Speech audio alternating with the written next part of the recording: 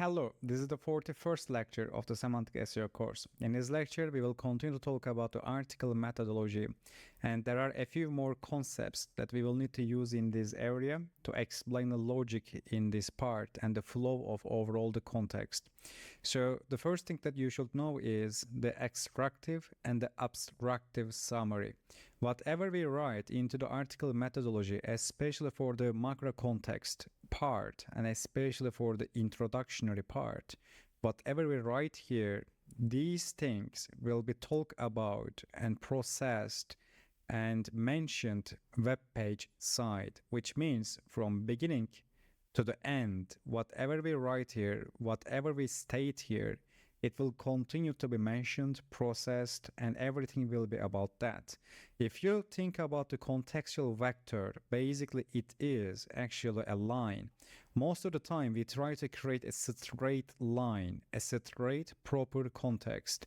Most of the time AI generated content or bad prompt engineering and at the same time distracted minds, basically, or non-expert authors, they create their context vector like this. They write random sentences, they don't care about the knowledge term domains, and the context flows like this. We need a straight line without any interruption.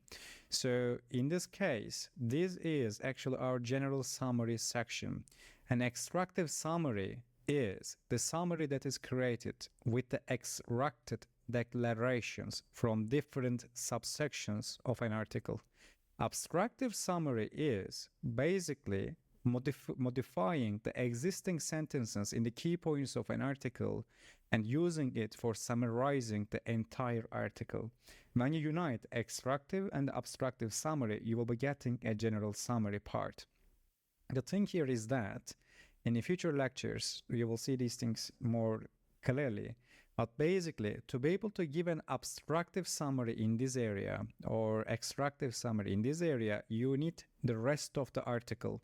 But since the rest of the article is not written yet, and this is the first section that will be written, you will need to make things easier for the copywriters, authors, and the experts or the expert authors.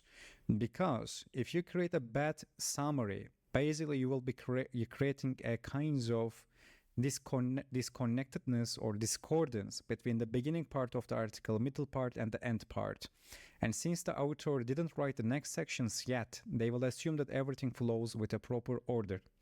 And if it doesn't, in this case, your summary, your heading, and your subheadings, and your anchor text, everything will be discordant or the less relevant to each other.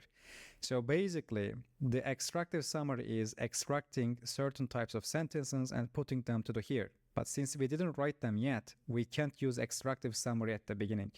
So that's why at the beginning you will need to write an abstractive summary, which means you will need to imagine the rest of the article in an abstract way.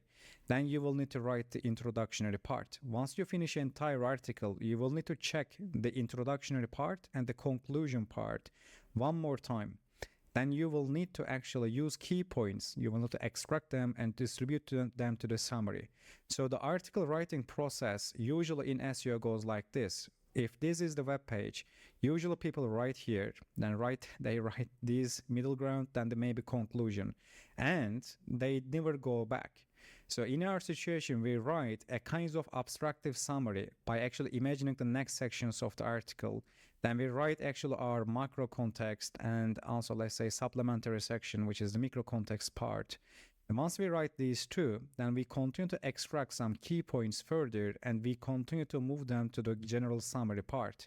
If you see that there is a discordance between these sections, we continue to configure them further so that everything can be a straight line without any kinds of interruption that reflects that we actually stay on the same topic by processing everything without leaving any gap. So in the article writing process, that's why you should tell your authors that from beginning to the end, they will need to follow this order. I know that I take things slow when it comes to article methodology, but once we check the existing articles, you will get it better. This is the most important part. So before ending this specific lecture, we already explained some of the rules that we have. We will also give some of the basic rules in this lecture series. As you see here, I use these quotation marks, which means that the author will need to distribute these specific phrase sequences without breaking them, and also with a proper grammar structure, the author will need to give a unique information without repetition, without gibberish. If the author follows these rules, if the author protects the grammar structure and always gives a unique information by using these specific sentences or the phrase sequences, then the person actually will be ending up following these contextual vector, mentioning the most important context terms, and at the same time giving always a different information, which will be increasing the overall quality. These phrases are important because some of these things are for internal link justification. As you see here, at the bottom we have a gallon of water in our internal link. And at the same time, we actually have this specific phrase inside our contextual vector, contextual bridge, and it will be appearing in this area too. If they are appearing in this part, but if they don't appear in this area, which is the macro context introduction, then our contextual vector is not straight.